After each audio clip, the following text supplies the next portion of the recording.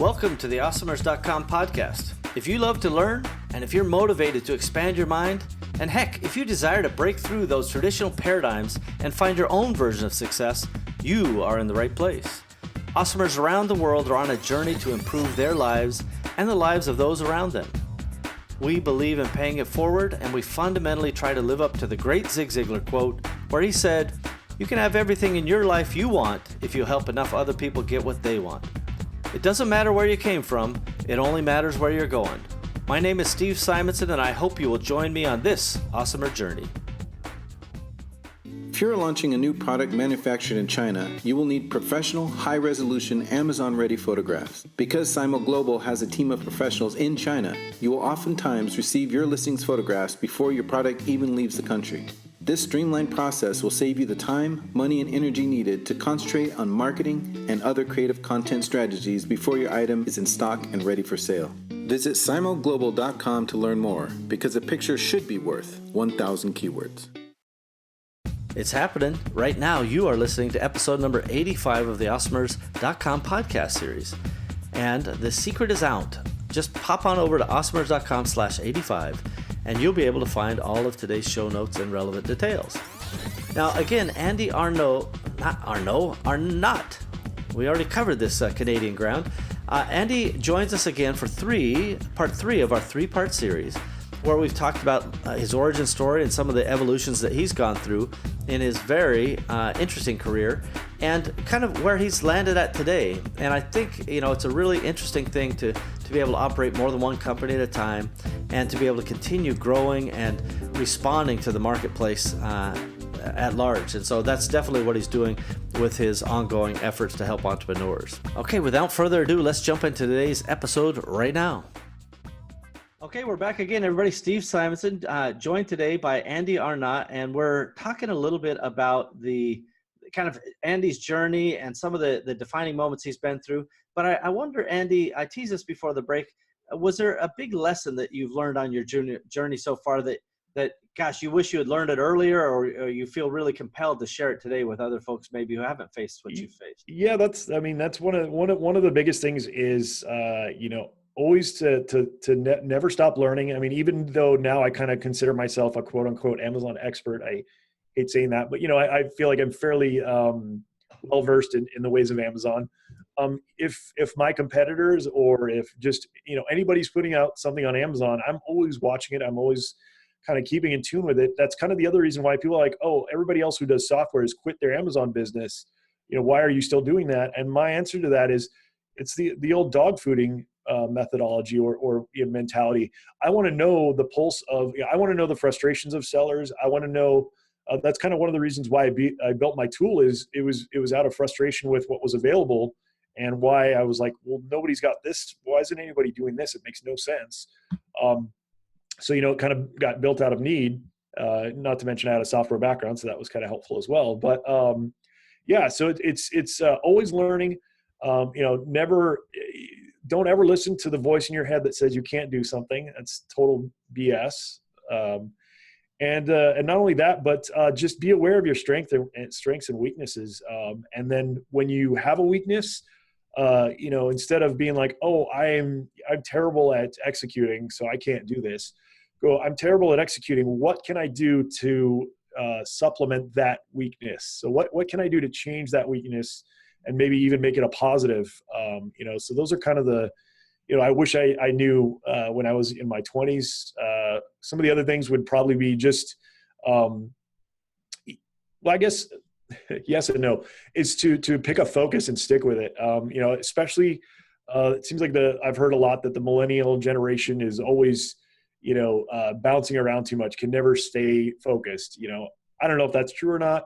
I'm a Gen Xer, so I'm pretty close to the millennials. So I don't want to, I'm on the fringes, so I don't want to. Yeah, I was going to say, we may have to check IDs over here, because I would have definitely said you're right, that maybe at the very. No, I'm an Xer. I looked it up. I had to make sure. Okay, good. All right, fair enough. Xer. We'll prepare paperwork later. Yeah, I'm just on the fringe, but is to just stay focused, and last but not least, just make sure that you're passionate about what you're doing. Because if you're not, then you're not going to be happy with what you're doing, and it's going to kind of show in the output. Whatever you're doing, if you're not stoked about it, then don't do it.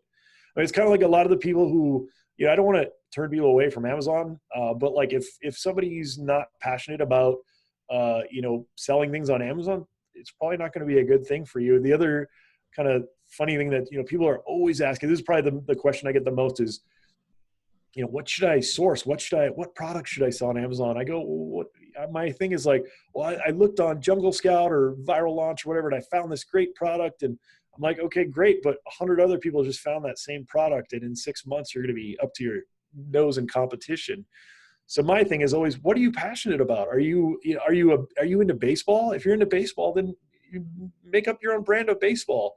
I always like using Under Armour as an example. Nobody knew Under Armour. It was the story of Under Armour is awesome if you haven't heard of it. It was like this, I can't remember the exact story, but it's just a guy who paid some baseball player, a big chunk of money. He had one T-shirt. He said, hey, wear this in your warm-ups at your next game or something. I can't remember the exact story, but then, look at Under Armour now. It's just one of those things. And, with Amazon, it's kind of an equalizer now too. Anybody can become a giant brand. Yeah, that's really, I think it should be always a tempered thing. Like if people are like, hey, I need to get rich, what's the quickest way I can do that? This is not for you.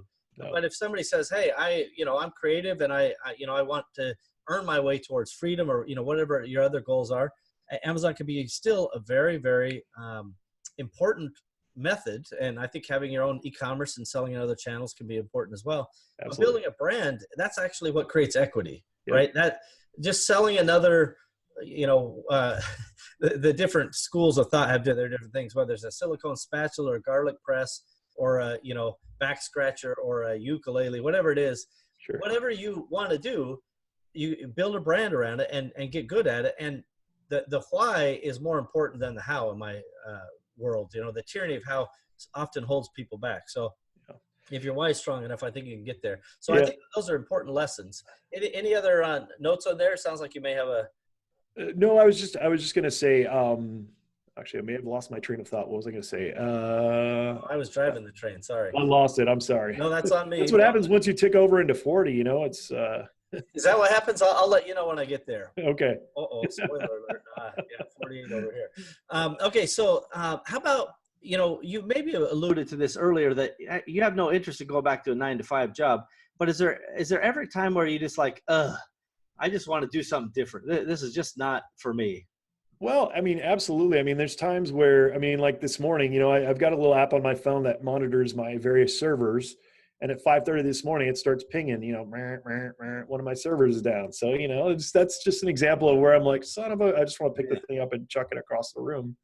This is besides the fact that my daughter had me up from, 3 to 5 a.m. or whatever it was. So yeah, there's definitely some frustrations. I mean, being an entrepreneur, as you know, is it's not easy. It's actually a lot harder than my previous job in the fact that, hours worked and brain power used and things like that. But, it's just like with anything, you get more, more kind of not risk, but, sort of like that, more risk, more reward, kind of thing where you might have more worries because, you're feeding your family and it's that kind of burden lies on your back. You're the one who has to provide. So that's always in the back of your head. But on the flip side, I wouldn't change it for anything because I want to teach my children to fend for themselves and not have to work a 9-to-5 unless that's what they want to do. But, I want them to see a different kind of norm than we're used to seeing in this country and kind of throughout the world, it seems like these days. Yeah, it is. There's clearly a shift into, the idea of, entrepreneurs, and I would say, 20, 30 years ago, somebody said they were an entrepreneur, that just meant they were out of work. Right. Today it's taking shape and to mean something, and particularly in this day and age of so-called digital nomads or the freedom lifestyle or any of this other stuff, everybody can kind of take their own spin and put their own little tweaks to it to make it work for their life. Sure. And that opportunity is historically, I think, unprecedented, honestly. The internet enables this. We're able to create value from anywhere in the world and continue, as long as we're delivering value, we're going to be able to earn an income and be able to sustain ourselves. Yep. It's probably equally important to not over leverage yourself. I see all of these, I don't know, Facebook ads and YouTube ads. Everybody's got a Lamborghini, everybody's got a Ferrari, and they're 6 houses and 4 islands.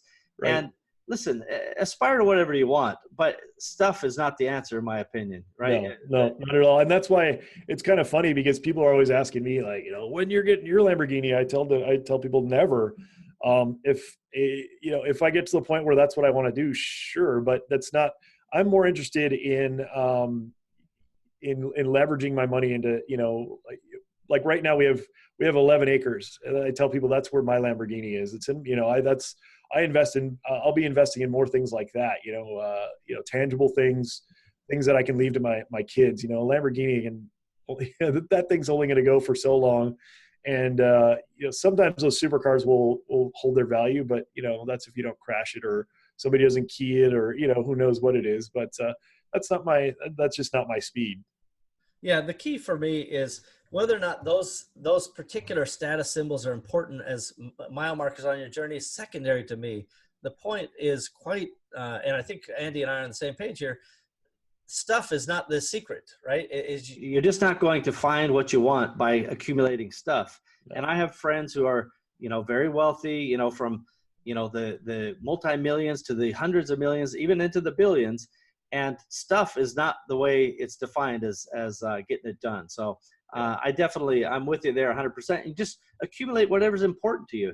Knowledge, whether it's land. I do have a friend, he's got a bunch of supercars, probably $30 million worth of supercars. Cool, great. But that's a different thing than is being portrayed on the Facebook, right? Well, yeah, that's kind of the funny thing is, it's, all to their own. And I guess, I kind of share your frustration in the fact that, I feel like those people are kind of selling a false story, and kind of giving false hope to people, thinking that, take my course, get on Amazon, and, in 6 months, you're going to be driving a Lamborghini. That's kind of, to me, a little bit frustrating. That's another reason why people are like, well, why don't you do a course? And I've thought about doing a course, but honestly, probably the main reason that I've stayed away from it, number one, is I just tell people, I'll just help you for free. I mean, like, if I have the time, you just ask me, I'll let you know what I can do. The other reason is just that I guess that I feel like that whole market is so tainted. I'm not to say I'll never do it. I'm not saying that. I may someday. If I do it, though, I guarantee you it's not going to be $2,000 or, any of these crazy amounts that some people are charging. But I just kind of feel like right now it's kind of a tainted market, and people, especially new people coming on, they feel like they're being sold this dream and this thing, and then it doesn't pan out. And then, it's this housewife who said, I just spent my life savings on this course and now I'm stuck. And, I don't want to be, I don't need money that much to put somebody else out. I want to be the other way around. I want to, be the person who helps them for free, who says, hey, do this. And then I hear back from them a couple of months later. It said, hey, I did that, my Amazon business. Now I'm making $2,000 a month. I want to be that person. I want to, make sure that they're, I'm helping them, not the other way around. I want to say a very special thanks to our sponsors out there who contribute all the money that helps produce the show. Believe it or not, it's very costly to produce, do all the pre-production, post-production stuff for a podcast. So here's one of our sponsors right now. Catalyst 88 was developed to help entrepreneurs achieve their short and long-term goals in e-commerce markets by utilizing the power of shared entrepreneurial wisdom. Entrepreneurship is nothing if not lessons to be learned. Learn from others. Learn from us. I guarantee that we will learn from you. Visit catalyst88.com because your success is our success. Hey, giddy up. Well, and without regard to whether it's related to Amazon training or otherwise, watch out for the charlatans. There's a ton of them. There's also some very good people out there as well, but the charlatans are preying on entrepreneurs. I despise that kind of mentality, and I've exposed prior cases of where people were going from town to town selling this craziness, and they were completely fraud, and luckily the government's caught up to them. So just buyer beware as always. Caveat emptor if you prefer the Latin. Okay, so how about, was there any best day that you can point to, Andy, along the journey? Maybe you hit a milestone, but you just stepped back for a minute and you looked and said, that was a pretty good day. Actually, it came pretty early on, kind of in my 20s when, I was talking about how I was doing the dating websites. Well, as a kid growing up, kind of being this geeky kid who was always into computers, taking them apart, putting them back together, trying to write my own software, running my own BBS, all these kind of crazy things that if you're young, you don't know what that is. But there was a point where my dating website got mentioned on wired.com. And to me, that was pretty awesome. And some of my other companies have been on like Mashable and things like that, it's kind of, as an entrepreneur, to see even those small things is just kind of awesome. Just because as growing up as a kid, that it was kind of like, oh, I get to see this entrepreneur on Wired. Wow, that guy's cool. So that was kind of a neat kind of moment for me. I would say. Yeah, sure. Yeah. The other one was actually fairly recently is somebody, I can't remember the exact comment, but somebody just on Facebook commented, said, "Hey, thank you so much. You've given, so many people so much value for free. Like, I really appreciate that." Just like that little bit of gratitude also is awesome, because it kind of relights my fire. Yeah, no, I understand that very, very much.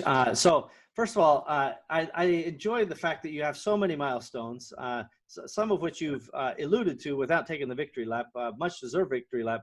100,000 users on, your dating thing, 1 million downloads on another thing, right? I mean, all of these things are great milestones. So I love that you have a big menu to choose from. So that's very cool. How about any tool that you use day to day in any part of your life that helps you manage or helps you get by that you care to share with the folks? Well, yeah, because most of my workforce is remote. I use Skype a ton. I also dabble. I've kind of jumped between the two, and I haven't quite decided yet. But there's a software called Airtable, and Trello is another one, which is kind of getting things done. Kind of you slide things around when stuff gets done. Kind of a visual to-do list type thing. Those are some tools I use a lot. I can't really pinpoint an exact one, but I'd say those are ones that I use. I think that's plenty. I think there's a lot of people looking at, if they should use Airtable and how it would, be adopted and so forth. But definitely Trello is a common reference. Trello's kind of the easier one of the two. It's much easier to set up and get going on. Airtable is more powerful, but it's one of those things where it takes a lot longer to set up. So do you want to take the time to set it up and then, maybe benefit in the long run because it's a little more organized than Trello, or do you want to do the quick and dirty Trello and get through it? So it's kind of, I'm still on the fence. I can't decide which one to adopt. All right. Well, we're on pins and needles. Can't wait to figure out how that one turns out. Go ahead and pull out your crystal ball for me, if you will, Andy, and let's talk about the future for a minute. How do you see the e-commerce world, the Amazon marketplace world? How is that going to change? Let's say you're 5 years ahead. What can you tell us has occurred between today we're talking and 5 years from now? Well, I think there's going to be a lot of consolidation. I think that 5 years from now, being a small mom and pop type operation on Amazon is going to be either extremely hard or just non-existent anymore. I think that the people who are going to kind of survive and get through are the people who, as you were talking about before, build a brand, not a business. So, like a lot of people are like kind of chasing the latest thing or whatever, the fidget spinners and things like that. You're never going to do anything with that. I always tell people, a lot of people say, I'm going to start my Amazon business. What's the first thing I do? And a lot of people think go get a product, or I say, no, get brand registry. That's the first thing you should ever do. Get that trademark filed, because number one, it's going to protect your brand. But number two, it's going to drive you to use that brand. And you just spent $400 or $500 getting that trademark. So it kind of gives you some skin in the game to make sure that you follow through on that trademark. You got this trademark now, if it's sitting there, it's going to grind on you. I definitely think that there's going to be a lot of consolidation. I think that, probably even in the next couple of years, I think $1 million in revenue a year is going to be like the minimum that you're going to be able to be able to survive. That's on Amazon.com. Now on the foreign platforms, in the UK and Australia and all these new platforms they're launching, that's actually where there's a lot of opportunity right now. It's a little more red tape and a lot more to learn, but I think that's where people starting out. I had a client in Australia come to me recently, and I did some work for him, and he said, well, what should I be doing next? What should I source next for Amazon.com? I said, nothing. Go to Australia. That's where you're in the homeland of where the new opportunity is. That go all in on Australia. Forget the US. I wouldn't even bother with the US. So that's kind of where I see that. I also think that the businesses and the people that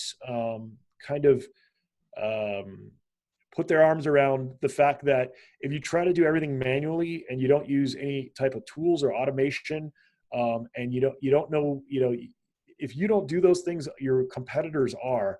So if you're not using those tools or those things that are going to help you, optimize your business, either, semi-manually or automatically, then you're going to lose to the guys who are using that automation. Computer beats us every time. There's only so much we can do in a day. If you have a piece of software or an algorithm that's churning day after day, it still works while you're asleep. So that's kind of where, people really need to think about that. That's why it's kind of like, the selling point for our tools. It's always like people are like, oh, I have this tool or that tool. I don't want to spend the money. And I go, my tool will probably pay for itself within the first couple of days. And that's what people, a lot of times when, people have that anxiety about, and it doesn't have to be my tool. I'm talking about any tool for your business. They don't want to put the money out, but you have to do the math and say, if I use this tool, how much money is it going to save me or make me? And if it beats out what I pay for it every month, it's a no-brainer. Yeah, it is. I think that's very sage wisdom and good advice.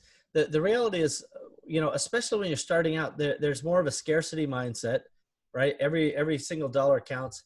But right. I can't tell you how many conversations I've had over $25 or $50 or $200 a month, this or that, and people are just they're wringing their hands and they're up in arms about it, and I just for me it's maddening, because it either has a return on investment or it doesn't. Right. It doesn't matter how much. I don't care if it's $10,000 a month. Right. I was just looking at a deal this past week where we would spend $10,000 a month on just this one tiny marketing resource. And the only thing I cared about was, will it have a positive return on investment or not? Right. That should be your only question. Yep. Yeah. That metric is a metric that is often overlooked. And by the way, I should mention that, in fact, ROI is a number, everybody. Often in meetings, I'll show up and people go, oh, that was a really good ROI, or that was a bad ROI. And I'm like, no, just tell me the number. I don't want good, bad. I'll decide if it was good or bad. Exactly, right. Give me the data. Yeah, that's right. So I'm a hardcore guy that way. So listen, Andy, I love what you're doing, and we're going to make sure, again, we have the links in the show notes and everything. Any final words of wisdom you care to lay on the awesomers out there listening? No, not real well. Yeah. Okay. I like to talk, as you can see, once you get me going. I'm passionate about this stuff. So, yeah, I mean, just in closing, like I kind of, just to reiterate what I said before is if you believe in something and it's something you enjoy, then stick with it.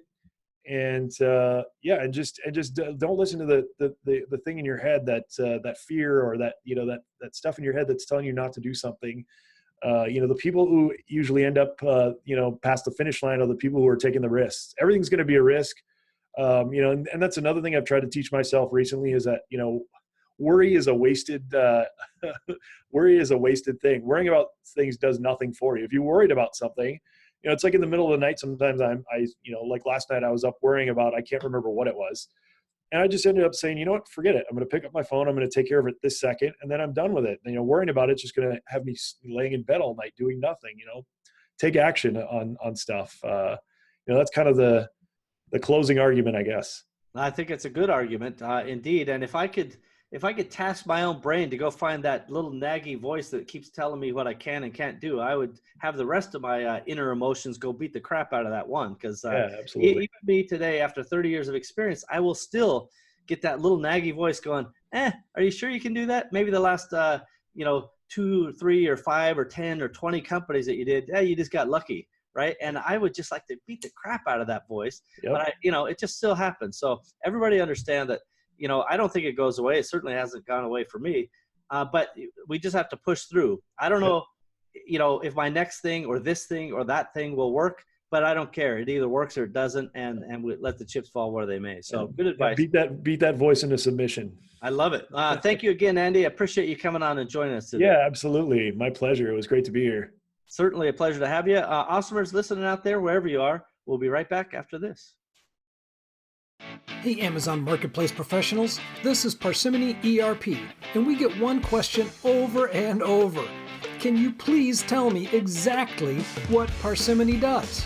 Well, we'll try, but this is only a 30-second spot, so we're going to have to hurry. Connect to your Seller Central account and pull all the new orders. Enter the orders with all customer data. Enter all of the Amazon fees and charges. Store them at the item level. Generate profit and loss reports at the SKU level. Automatically generate income statements. Handle multiple companies. Handle multiple brands. Handle multiple currencies. Facilitate budgets and forecasts. Store all customer interactions in a sophisticated CRM system. Manage your supply chain. Project and task management. Maintain an audit log. Hey, you get it. That's Parsimony, PARSIMONY.com. Parsimony.com. We've got that. Oh, another great episode with Andy. This is part 3 of that 3-part series with Andy Arnott. And, you know, Andy's a very good example of an entrepreneur who just kept going and going and going until something got traction. And even though I almost had to check his Gen X paperwork at one point during this series, it turns out he is Gen X, and so we validate that. But regardless of your generation, whether you're Gen X or millennials or even Gen Z or even the so-called greatest generation, hashtag I think they did their own copywriting, it doesn't matter, boomers or otherwise, there's lessons in every one of these episodes. And I certainly took several very good takeaways from Andy's experiences and his history, and we really appreciate him sharing those.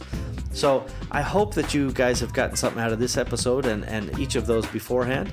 And I want to remind you, this is again the last of the 3-part series with Andy, episode number 85 of the Awesomers podcast series. And all you have to do, run on over to awesomers.com/85, and you can find today's show notes and relevant details, and any links that we may have talked about, especially links that are important to get to some of Andy's businesses. Well, we've done it again, everybody. We have another episode of the Awesomers podcast ready for the world. Thank you for joining us, and we hope that you've enjoyed our program today. Now's a good time to take a moment to subscribe, like, and share this podcast. Heck, you could even leave a review if you wanted. Awesomers around you will appreciate your help. It's only with your participation and sharing that we'll be able to achieve our goals. Our success is literally in your hands. Thank you again for joining us. We are at your service. Find out more about me, Steve Simonson, our guest, team, and all the other Awesomers involved at awesomers.com. Thank you again. Awesomers.com